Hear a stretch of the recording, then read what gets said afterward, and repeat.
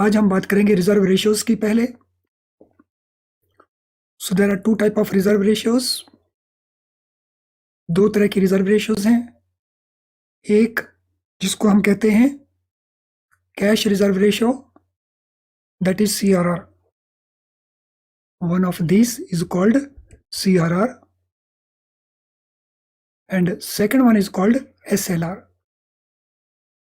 तो कल हमने इनके रेट्स नोट किए थे, करंटली कितने रेट्स हैं दोनों के। और ध्यान रखना वो रेट्स चेंज होते रहते हैं। अपने एग्जाम में जाने से पहले पर्टिकुलरली प्रमोशन स्टूडेंट्स एक बार इन रेट्स को जरूर चेक कर लेंगे। तो चलिए शुरू करते हैं CRR को। सो CRR में फर्स्ट पॉइंट है कि इसके लीगल प्रोविजंस कहां पे हैं। लीगल प्रोविजंस कहां पे हैं? CRR से रिलेटेड लीगल प्रोविजंस हैं section 42 sub section 1 reserve bank of India act 1934। RBI act है 1934 का। इसका सेक्शन है 42 सब सेक्शन 1 है। बहुत बार ये क्वेश्चन पूछा जा चुका है। तो यहां पे मिलेंगे हमें इसके legal provisions. Rate of CRR fix करता है Reserve bank of India. It is fixed by Reserve bank of India without any floor और without any ceiling, means without any minimum और without any maximum. So Reserve bank of India कुछ भी rate fix कर सकता है। It can fix any rate of CRR. So there is no minimum and no maximum. तो जो CRR का maintenance है that is with reference to net demand and time liabilities. तो how cash balance is maintained. So it is maintained as percentage of net demand time liabilities NDTLs. So जैसे जैसे fortnightly basis के ऊपर बैंकों की net demand time liabilities change होंगी तो वैसे वैसे ही जो बैलेंस मेंटेन किया जाएगा वो बैलेंस चेंज होता जाएगा with reserve bank of India. Now how CRR is maintained? CRR को मेंटेन करते हैं as fortnightly balance, average daily balance for a fortnight. So it is maintained as average daily balance spread over a fortnight. Fortnight के ऊपर spread होगा, average daily balance देखा जाएगा। And this is as on reporting Friday. दो Friday होते हैं, एक reporting Friday एक नॉन रिपोर्टिंग फ्राइडे। तो this means it is maintained on fortnightly basis. Fortnight के लैग से इसको मेंटेन करते हैं।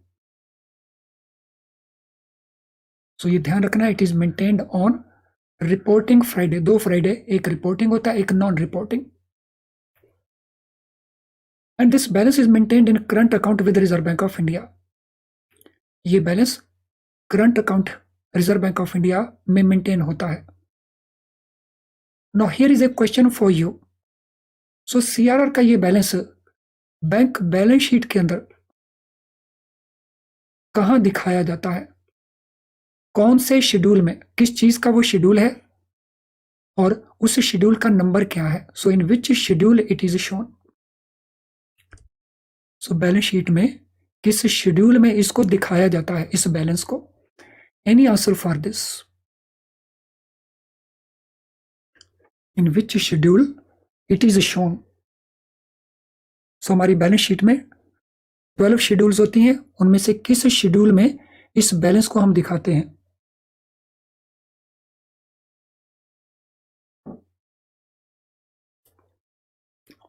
Yes, any answer? Schedule 3, schedule 5? Yes, any answer? और कोई answer? So this is part of, क्योंकि शेड्यूल 1 to 5 लाइबिलिटीज के शेड्यूल हैं और शेड्यूल 6 to 11 एसेट्स के शेड्यूल हैं और कैश बैलेंस विद RBI एक एसेट है। इसीलिए इसको शेड्यूल 6 इसके अंदर दिखाया जाता है। तो जिसमें हमारे कैश बैलेंस होते हैं प्लस बैलेंस विद आरबीआई, तो वहां पे उसको दिखाया जाता है in the balance sheet.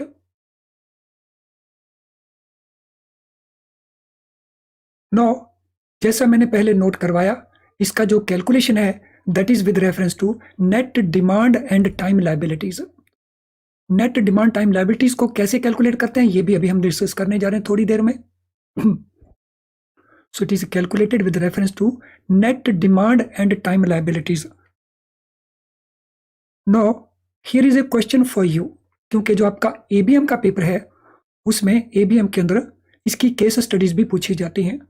So let us say bank Z है, उसका NDTL 2,10,000 करोड़ है। अगर प्रेजेंट CRR रेट 4.5% हो तो एवरेज फोर्टनाइटली बैलेंस कितना रखा जाएगा? So what is amount of average fortnightly balance to be kept with reserve bank of India? बता दीजिए कितना रखा जाएगा। What will be average fortnightly balance which will be maintained with reserve bank of India? बता दीजिए कितना balance रखा जाएगा आरबीआई के साथ।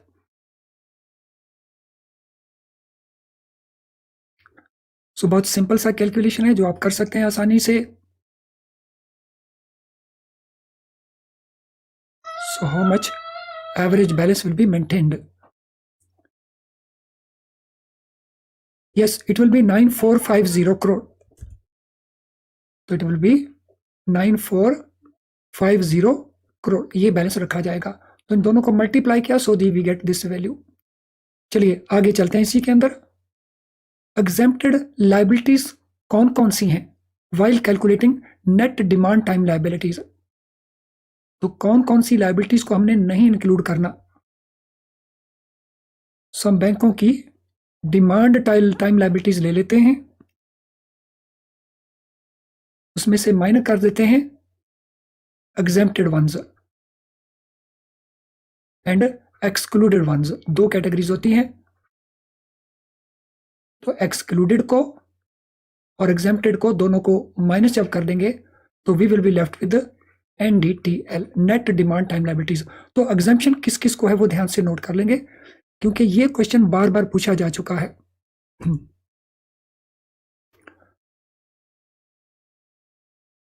एग्जेम्प्टेड लायबिलिटीज, तो एग्जेम्प्टेड लायबिलिटीज में नोट कर लेंगे। सो एक है हमारा paid up capital, paid up capital. दूसरे हैं हमारे रिजर्व्स। तीसरी हैं इंटर बैंक लायबिलिटीज, और चौथे हैं बोरोइंग और रीफाइनेंस, जो हम RBI, EXIM bank, NABARD, national housing bank, SIDBI, इनसे जो लेते हैं रीफाइनेंस और बोरिंग, तो ये सारे के सारे एक्सक्लूड हो जाएंगे एग्जेम्प्टेड कैटेगरी में से। सो जो भी डिमांड टाइम लायबिलिटीज हम लेंगे उसमें से इनको माइनस कर दिया जाएगा। इनफैक्ट इनकी बड़ी लंबी लिस्ट है, देयर आर अबाउट 15 आइटम्स, और मैंने मोर इंपॉर्टेंट आइटम्स जिनको लेकर के बार बार क्वेश्चन पूछे हैं मैंने उनको पिकअप किया है। तो इनसे अगर माइनस कर दें तो we get NDTL। Now, next question आता है कि मिनिमम डेली बैलेंस किससे नीचे नहीं फॉल करना चाहिए? So minimum daily balance should not fall below 90% of average fortnightly balance. जो एवरेज फोर्टनाइटली बैलेंस हम मेंटेन करेंगे उसके 90% से नीचे ये बैलेंस नहीं जाना चाहिए किसी भी समय। तो अभी हमने थोड़ी देर पहले एक पर्टिकुलर फोर्टनाइट के लिए ये वैल्यू कैलकुलेट की थी कि ये बैलेंस एवरेज बैलेंस रहना चाहिए। तो minimum balance all the times कितना रहना चाहिए वो कैलकुलेट कर दीजिए। अगर ये एवरेज बैलेंस है तो minimum balance all the times कितना रहना चाहिए ये कैलकुलेट करके बता दीजिए।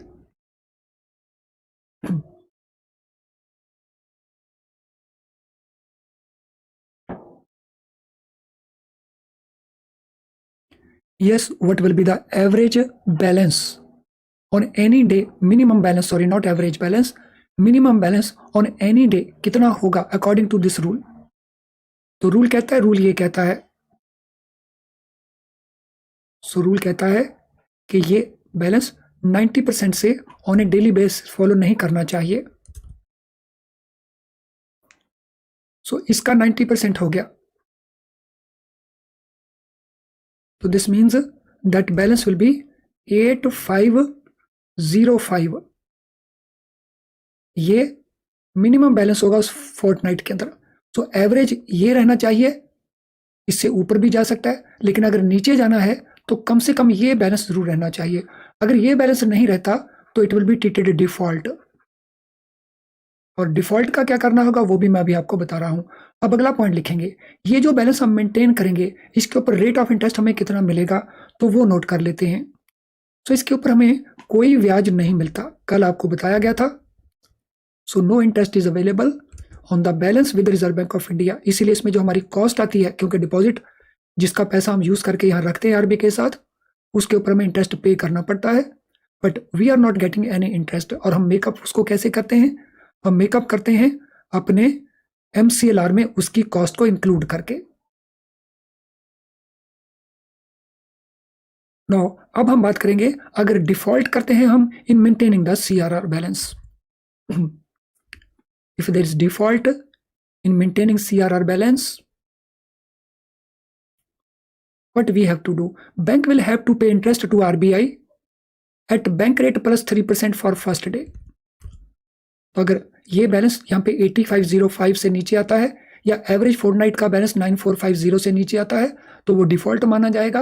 और डिफॉल्ट में फर्स्ट डे अगर डिफॉल्ट है तो bank rate plus 3% per annum interest पे करना होगा। सो कल आपको नोट करवाया था बैंक रेट, तो कितना इंटरेस्ट बन जाएगा फर्स्ट डे के लिए इस समय?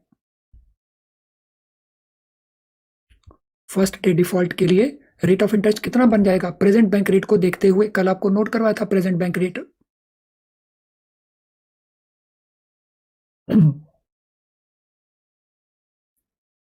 So what will B rate of interest at present? कल बैंक रेट हमने नोट किया था,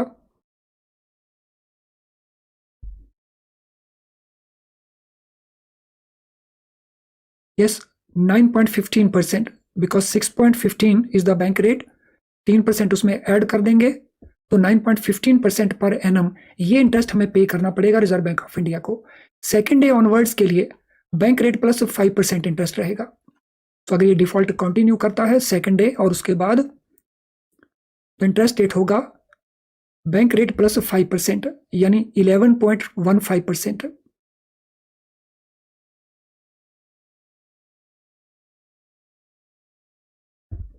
अब सीआरआर का स्टेटमेंट। सो सीआरआर का जो स्टेटमेंट है, रिटर्न है,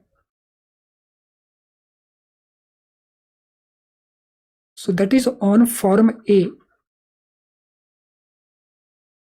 and it is to be submitted on fortnight basis. It will be submitted fortnightly. दो रिटर्न्स इसमें जाएंगी, एक जाएगी प्रोविजनल रिटर्न और दूसरी जाएगी इसकी फाइनल रिटर्न। प्रोविजनल रिटर्न जाएगी फोर्टनाइट के क्लोज होने के 7 डेज के बीच में और फाइनल स्टेटमेंट जाएगी 20 days from close of the quarter.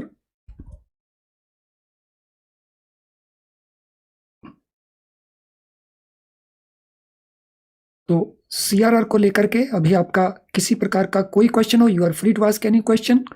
Otherwise अगर क्वेश्चन नहीं है तो सभी स्टूडेंट स्माइल करके दिखा देंगे। सो इधर आस्क का क्वेश्चन और स्माइल करके दिखा दीजिए। यस, जो इंटरेस्ट पे करेंगे शॉर्टफॉल के अमाउंट के ऊपर और पीरियड ऑफ शॉर्टफॉल के लिए। तो जैसा यहाँ पे लिखा भी हुआ है कि ये डिफॉल्ट पीरियड के लिए और डिफॉल्ट अमाउंट के ऊपर इंटरेस्ट पे करेंगे। सो क्विकली अगर आपका क्वेश्चन है तो क्वेश्चन टाइप कर दीजिए so that I am able to answer the question, और क्वेश्चन नहीं है तो फटाफट स्माइलिंग आइकन को पोस्ट कर दीजिए। ऑल ऑफ यू, सभी।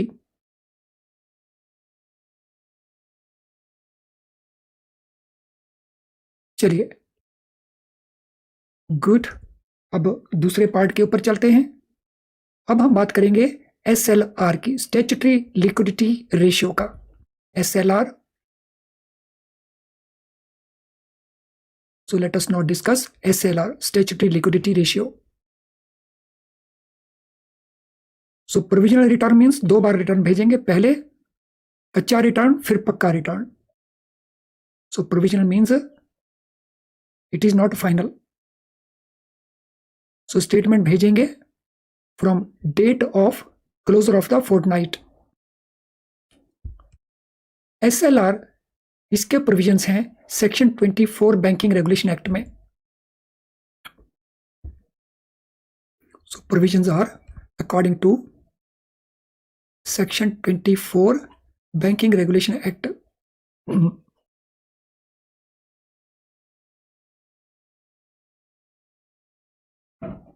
तो SLR rate can be fixed by Reserve Bank of India. So rate of interest, it can be fixed by Reserve Bank of India. So from 0 to 40% it could be any rate. So from 0% up to 40% of NDTL, it could be any rate of interest. Sorry, it could be any rate of SLR. और कल हमने note कर लिया था कि SLR का present rate कितना है। So this also is maintained as on last Friday of the preceding fortnight. जो net demand time liabilities देखी जाएंगी, so these will be as on last Friday of preceding fortnight. Preceding होता है जो गुजर चुका है, यानी यहाँ पे एक फोर्टनाइट का टाइम लैग है। 14 दिन का फोर्टनाइट 14 डेज का होता है, तो 14 डेज का टाइम लैग है।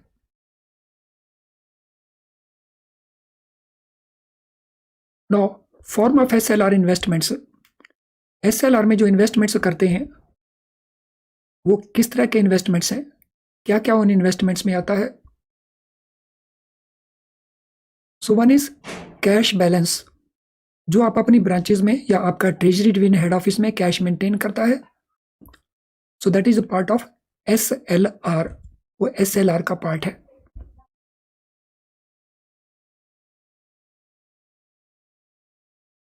देन जो एक्सेस बैलेंस है with reserve bank of India CRR account के अंदर या दूसरे बैंकों के साथ बैलेंस है, so that also is part of statutory liquidity ratio. So balance with other banks and excess CRR balance with RBI। So RBI में अगर हम एक्सेस बैलेंस मेंटेन करें किसी समय, तो that is part of SLR। Then investment in gold, gold में investment. So जो sovereign gold bonds हैं उनमें इन्वेस्टमेंट भी कुछ कंडीशंस के साथ SLR में इंक्लूड हो सकती है, लेकिन उसमें कंडीशंस हैं।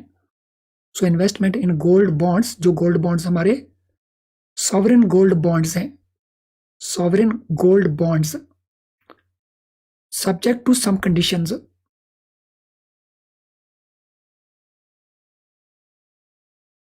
Then investment in unencumbered approved securities, जो मेनली गवर्नमेंट सिक्योरिटीज होती हैं। इन्वेस्टमेंट इन अनएनकम्बर्ड, अनएनकम्बर्ड होते हैं जिनके ऊपर किसी प्रकार का कोई चार्ज नहीं होता, which are free of any type of charge.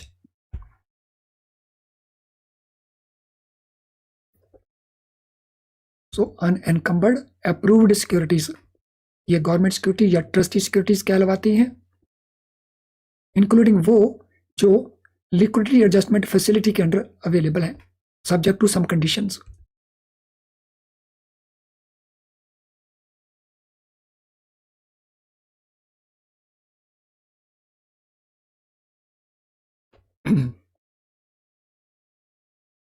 सो ये इन्वेस्टमेंट्स हैं जो SLR पर्पज के लिए एलिजिबल हैं।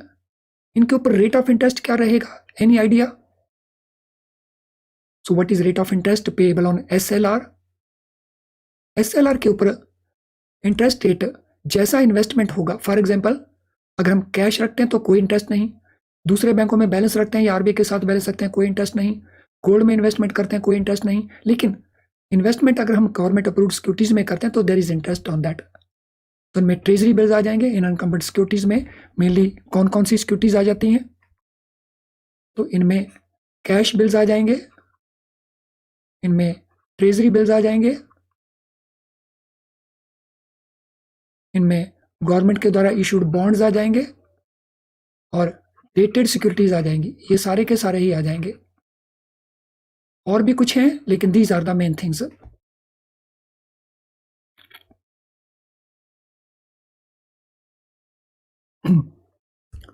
नो नेक्स्ट पॉइंट है डिफॉल्ट इन मेंटेनिंग SLR। अगर SLR मेंटेन करने में डिफॉल्ट होता है किसी बैंक का तो इसमें इंटरेस्ट पे करेगा बैंक आरबीआई को उसी पैटर्न के ऊपर जिस पैटर्न के ऊपर CRR का रूल है। तो interest payments according to rule in case of CRR। तो जो रूल CRR में एप्लीकेबल है तो वही रूल इसमें एप्लीकेबल है।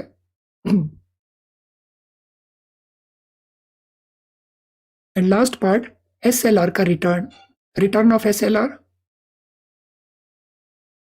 SLR का रिटर्न फॉर्म 8 नंबर के ऊपर है, फॉर्म 8, और ये मंथली रिटर्न है।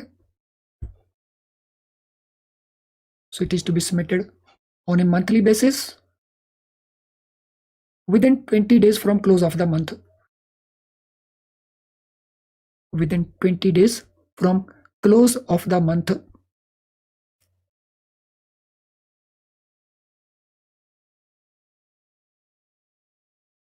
तो ये हो गया हमारा SLR से related all important aspects. I am sure ये सारे के सारे हम ठीक से अंडरस्टैंड कर गए होंगे। अब जिन स्टूडेंट्स का लाइक डिसलाइक बचा हुआ है वो क्विकली लाइक डिसलाइक को कंप्लीट कर देंगे। क्विकली कर दीजिए जरा। सो जो हमारे प्रमोशन एग्जाम के स्टूडेंट्स हैं, पिछले सालों में आए हुए क्वेश्चन जिनको हम MCQs कहते हैं, मेमोरी कलेक्टेड क्वेश्चंस, तो वो हमारी ऐप के अंदर अवेलेबल है और उनका हार्ड कॉपी चाहिए तो हार्ड कॉपी भी अवेलेबल है। तो वो अगर यूज करेंगे तो उसमें से कई क्वेश्चंस एज इट इज आ जाते हैं, तो उनको बेनिफिट मिल सकता है। और इसके अलावा आप हमारे वीडियो लेसन्स को यूज कर सकते हो जो जनरल बैंकिंग पार्ट को कवर करता है प्रमोशन में। सो जो क्वेश्चन आपके इंटरनल सर्कुलर से आते हैं वो इसको कवर नहीं करता, लेकिन जनरल बैंकिंग जिसमें से ज्यादातर क्वेश्चन पूछे जाते हैं तो उनको कवर करता है। इसी तरह से CIB के जो स्टूडेंट्स हैं उनको तो मैं बार बार कहता हूं कि उनको केस स्टडीज अच्छे से जरूर करनी है, क्योंकि अब उनके एग्जाम में it is less than 1 months period. तो केस स्टडीज जितनी ज्यादा करेंगे CIB के स्टूडेंट्स, टू दैट एक्सटेंट उनको बेनिफिट मिलेगा। सो केस स्टडी से कंसेप्ट का क्लैरिटी बहुत हो जाता है और फिर वो याद रहता है। तो एक तो थ्योरी में हमारे मार्क्स बढ़ जाते हैं, फिर